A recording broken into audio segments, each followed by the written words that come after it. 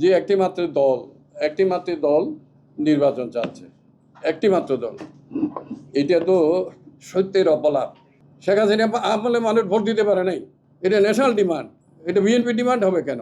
আর নির্বাচনের বিষয়েও এখানে পাশাপাশি বলে ফেলি, উনি এখানে বলেন না, উনি ওই বাইরে গিয়ে আল জাজিরার সাথে সাক্ষাৎকার দেন, উনি জাপানে গেলেন, জাপানে যেয়ে উনি বললেন যে একটি মাত্র দল নির্বাচন চাচ্ছে, একটি মাত্র দল।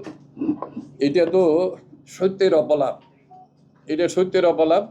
এবং এইটা আমরা মিথ্যা বলতে চাইনি, উনি মিথ্যা বলছেন, এটা সত্যের অপলাপ। এটা এই দেশের মানুষ কি জানে?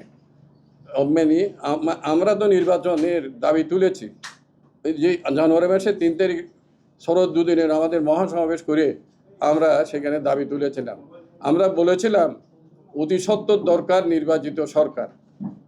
কেননা একটা নির্বাচিত সরকার, রেগুলার গভর্নমেন্ট ছাড়া দেশে আইন শৃঙ্খলা পরিস্থিতির উন্নতি হবে না, মানুষের জানমালের নিরাপত্তা আসবে না, ভয়ের রাজনীতি যাবে না, শঙ্কার রাজনীতি যাবে না, এবং দেশি বিদেশি বিনিয়োগও হবে না, বিনিয়োগ হবে না। এটা হচ্ছে না।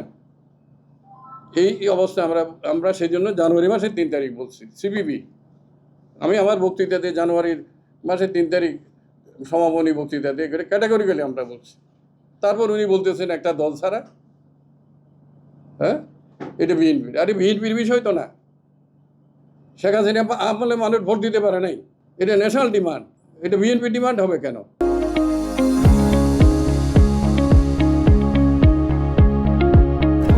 এটা জাতীয় দায়িত্ব। উনি ওইখানে যেয়ে বললেন একটা দল ছাড়া, ডিসেম্বরে কেউ নির্বাচন চায় না।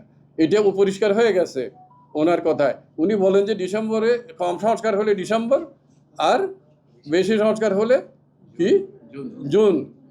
কিন্তু উনি তো পরিষ্কার করে দিলেন উনি ডিসেম্বরে নির্বাচন চায় না। জাপানে যেহেতু উনি বলে দিচ্ছেন উনি ডিসেম্বরে নির্বাচন চায় না, যেহেতু একটা দল নির্বাচন ডিসেম্বরে চায়, তাহলে উনি চান না।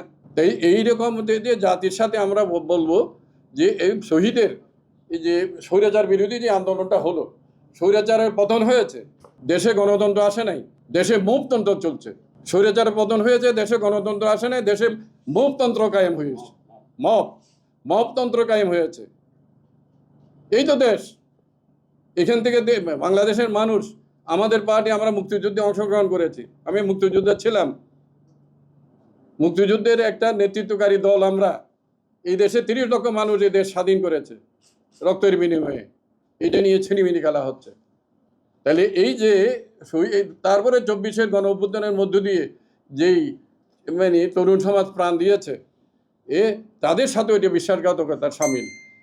যেই কর্মকাণ্ডগুলো বর্তমান সরকার করছেন, এই বিতর্কে কেন ঢুকছেন?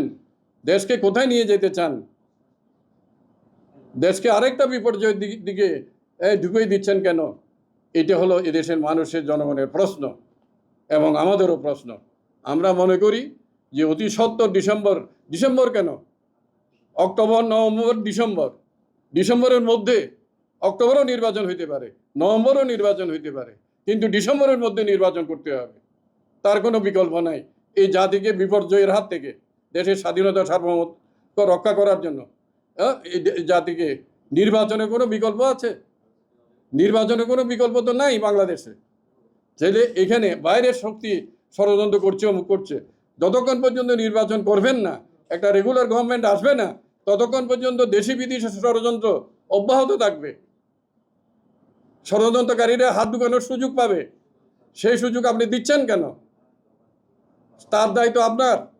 আপনাকে কেউ কাজ করতে বাধা দিচ্ছে কিনা?